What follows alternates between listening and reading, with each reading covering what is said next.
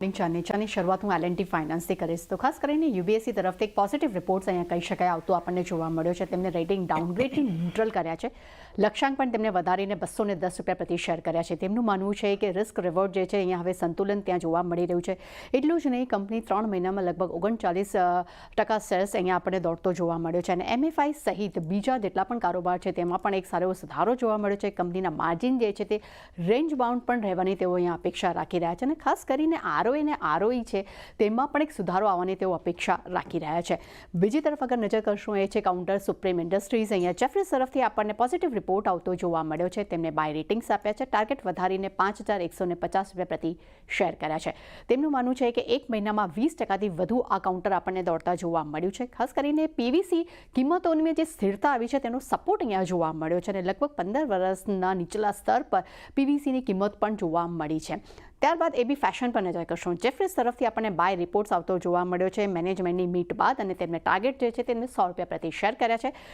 Report મુજબ management મીટમાં ખાસ કરીને AB ફેશનમાં કંપનીએ મેનેજમેન્ટ એક દાવો કર્યો છે. તેમને દાવો કર્યો છે કે તેમનું ઋણ જે છે તે અહીંયા ઘટતું જોવા મળ્યું છે. તે સાથે ડીમર્જરથી AB ફેશનને એક મજબૂત ગ્રોથ પણ મળ્યો છે તેવી પણ તેઓ વાત કરી છે. એટલું જ નહીં, TCNS અને પેન્ટાલુન આ બંને જ તેમના જે પ્રોફિટમાં આવતો ગ્રોથ જોવા મળ્યો છે તેવું પણ તેમનું માનવું છે. તે સાથે ગ્રોથનો સપોર્ટ માટે બેલેન્સ શીટ જે છે તે પર્યાપ્ત કેપિટલ જે છે અહીંયા જોવા મળી રહી છે અને ટૂંક સમયમાં કંપની જે છે તે લાઇફસ્ટાઇલ બ્રાન્ડનું એક નવું લિસ્ટિંગ પણ લાવી શકે છે તેવી પણ અહીંયા અપેક્ષા હાલમાં જોવા મળી રહી છે.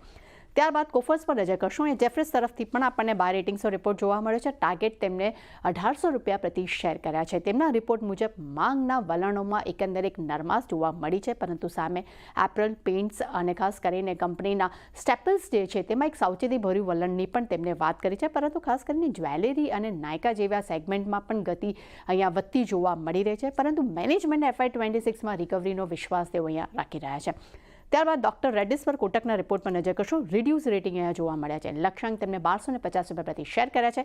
તેમનું માનવું છે કે FY25ના EPSમાં ખાસ કરીને રેવલીમેડનું યોગદાન જે તે 60થી 75%નું એક અંદાજ તેઓ રાખી રહ્યા છે. પરંતુ અર્નિંગ્સમાં જે ખાલી જગ્યા દેખાઈ રહી છે તે એક ખૂબ જ પડકારજનક બની શકે છે ડોક્ટર રેડ્ડીઝ માટે, એટલે અહીંયા નેગેટિવ રિપોર્ટ આપણે કહી શકાય. SBI પર કોટકના રિપોર્ટ પર નજર કરશું. તેઓ બાય રેટિંગ્સ આપી રહ્યા છે. ટાર્ગેટ તેમને ₹975 પ્રતિ શેર કર્યા છે. અપેક્ષા કરતાં તેમને NIMમાં એક સારા ગ્રોથની તેઓ અપેક્ષા રાખી રહ્યા છે. એટલું જ નહીં, કંપનીની અર્થાત ક્વોલિટીમાં પણ સુધારો જોવા મળી રહ્યો છે તે પણ તેમને મજબૂત લાગી રહી છે. સાથે તેમણે પણ કહ્યું છે કે રેટ કટ જે થયા છે તેનું એક પોઝિટિવ ઇમ્પેક્ટ જે છે તે કાઉન્ટર પર જોવા મળી શકે છે અને આવનારા સમયમાં રીરેટિંગની પણ તેઓ અપેક્ષા રાખી રહ્યા છે. અને છેલ્લે નજર કરશું ટાઇટન પર. JP મોર્ગનના રિપોર્ટ પર નજર કરીએ. Neutral rating. ટાર્ગેટ તેમને ₹3,350 પ્રતિ શેર કર્યા છે. તેમનું માનવું છે કે મેનેજમેન્ટ મિન્ટમાં ખાસ કરીને મજબૂત જ્વેલરી ડિમાન્ડની તેમણે વાત કરી છે અને ટૂંકા ગાળામાં ખાસ કરીને મિડ હાઈ ટેન્સ જ્વેલરી ગ્રોથની પણ તેઓ અપેક્ષા રાખી રહ્યા છે અને એક પોઝિટિવ વિશ્વાસ જે છે તે મેનેજમેન્ટ મીટમાં અહીંયા તેમને દર્શાવ્યો છે. એટલે છાની નો ડાઉટ ઘણા બધા બ્રોકરેજ રિપોર્ટ છે, પણ ખાસ કરીને ટાઇટન, SBI, ડોક્ટર રેડ્ડીઝ જેવા કાઉન્ટર્સ આજે આપણા રડારમાં જોવા મળી શકે છે. જી તૃપ્તિ, આભાર આપનો.